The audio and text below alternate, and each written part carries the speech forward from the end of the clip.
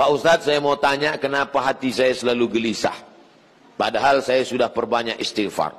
Tolong masukannya. Semoga Pak Ustadz selalu dilindungi Allah Subhanahu wa Ta'ala. Di mana letak gelisah itu? Di dada sebelah kiri. Nama tempatnya jantung.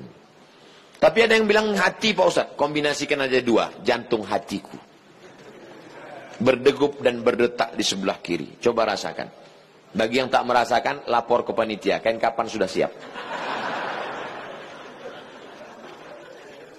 Makanya kadang kita bangun tidur, nggak ada angin, nggak ada hujan, risau, suntuk di dalam. Tapi begitu kita ambil wudhu, sholat, terasa dia seperti kopi yang habis diaduk, tiba-tiba bening. Ala bidzikrillahi tatmainnul qulub. Dengan banyak berzikir mengingat Allah, maka hati akan menjadi tenang. Ya muqallibal qulub, wahai engkau yang membolak-balikkan hati, tsabbit qalbi, kokohkan hatiku, ala dinik wa ala ta'atik. Apakah materi bisa menenangkan hati? Tidak. Materi hanya bisa menenangkan materi. Materi lambung. Lambung hanya bisa ditenangkan dengan materi. Apa dia? Nasi uduk, ayam penyet, ayam pop, ayam mati. Tapi non materi hanya bisa ditenangkan dengan agama. Makanya orang-orang ateis yang tidak beragama, hidupnya sempit, kata Allah, ka'annama yas'adu fis sama, seperti terbang. Kita kalau naik pesawat, terbang, take off, itu dada terasa sempit. Begitulah orang yang tidak berserah diri kepada Allah, sempit. Akhirnya mereka mencari ketenangan kemana? Sabu-sabu, pil anjing gila, sakau, penjara, kalau ketangkap BNN, mati. Angka bunuh diri terbesar di dunia bukan di Republik Indonesia, bukan di Asia, tapi justru di Eropa dan Amerika, karena mereka meninggalkan agama. Stres, depresi, mobil mewah tapi nggak bisa tidur malam, jam 2 malam stres, depresi. Makan obat tidur, tidur, bangun tidur, stres lagi, bangun tidur, tidur, mati. Sementara kita tenang. Begitu datang ke masjid, duduk, ngelihat muka ustadz, tertidur. Panitia penutup bangun. Fabi ayyi ala'i rabbikuma tukadziban. Nikmat tidur apalagi yang kau dustakan.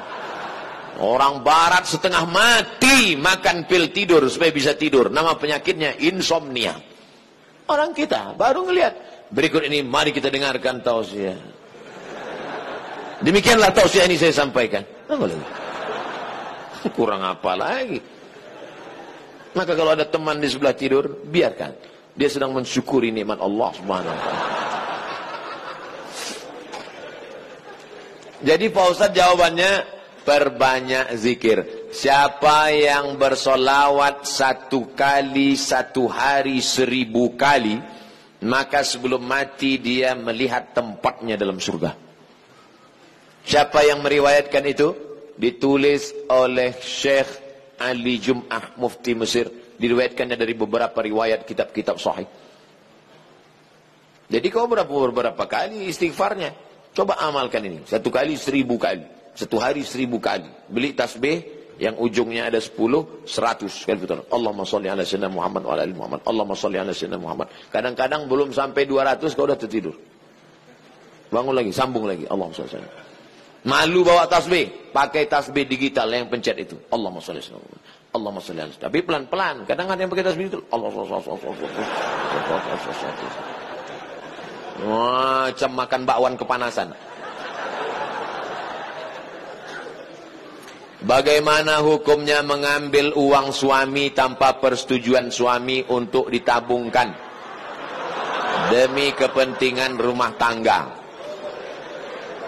Ini namanya gerakan ibu-ibu kreatif.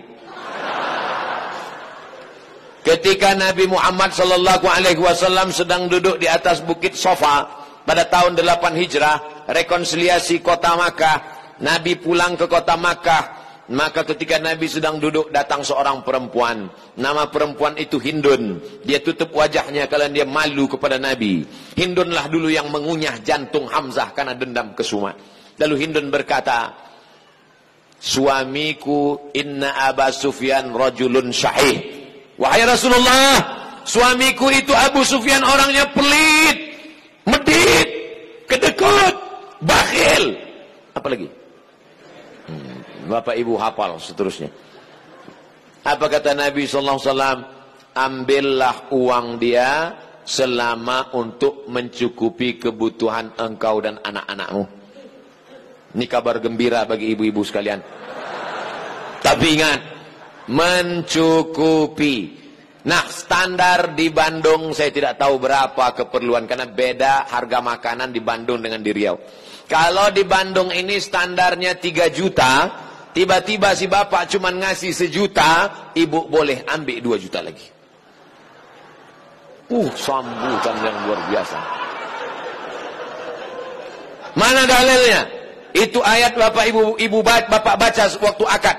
Wa ashiruhunna bil ma'ruf. Pergaulilah mereka dengan ma'ruf. Ma'ruf diambil dari kata urf. Urf artinya tradisi setempat. Dasar pengambilan hukum dalam Islam ada 10. Quran, hadis, ijma', qiyas, syar'u man qablana, saddu zara'i, qaulu sahabi, istihsan, istishab. Urf. Urf artinya standar umum di kota Bandung berapa. Kalau umumnya di Bandung ini 5 juta, ternyata selama ini dia kasih 2, berarti ibu bisa ambil 3 menurut standar dan ketentuan berlaku. Tapi lebih dari ini tanggung dosanya, saya nggak ikut-ikutan. Saya nggak mau nanti terhalang masuk surga gara-gara ini. Abdul Somad masuk Jannatul Firdaus. Begitu udah mau masuk, datang bapak-bapak dari Bandung nuntut. Wah, saya nggak mau gara-gara ini. Di lingkungan tempat tinggal ada anak yatim. Kita insya Allah bersedekah. Tapi di saat ada keluarga yang sangat butuh bantuan, gimana Pak Ustadz? Wal jari dzil qurba wal jaril junubi. Ada tetangga tapi nggak kerabat. Tapi ada tetangga dan ada hubungan kerabat keluarga, maka yang didahulukan adalah yang ada hubungan kerabat. Itu kaidahnya. Baik dalam hal membantu maupun dalam hal pergi kondangan. Undangan hari Ahad ada 5. Bagaimana kita menyusun skala prioritasnya? Yang pertama tetangga kerabat. Habis itu tetangga tidak kerabat. Habis itu teman sekantor. Ring 1, ring 2 gitu. Dalam hal ini boleh nepotisme. Sekarang orang enggak. Kalau ada undangan 5, yang pertama pejabat, orang kaya, tetangga yang miskin enggak punya apa-apa, yang kira-kira cuma makan sayur sama telur ayam. Ini enggak benar. Oleh sebab itu dalam hal membantu dulu keluarga. Tapi sekarang orang lebih mau bantu orang lain daripada bantu keluarga. Kenapa kamu lebih mau bantu orang lain daripada keluarga? Kalau bantu orang lain, pujiannya melambung. Kalau bantu keluarga, masa cuma ngasih segini? Oleh sebab itu maka setiap keluarga membantu keluarganya, skala prioritas, tapi setelah itu tetap membantu fakir miskin, anak yatim. Ara'aital ladzi yukadzibu biddin? Tahukah kamu siapa itu orang yang mendustakan agama? Orang yang mendustakan agama bukan orang sekuler liberal.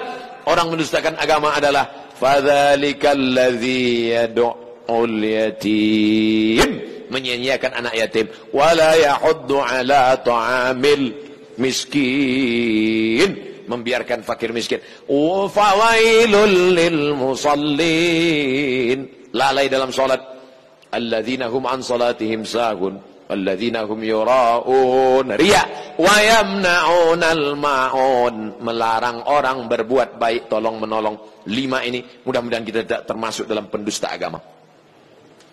Ustadz, tolong doakan muslim saudara kita di India. Itulah senjata kita terakhir.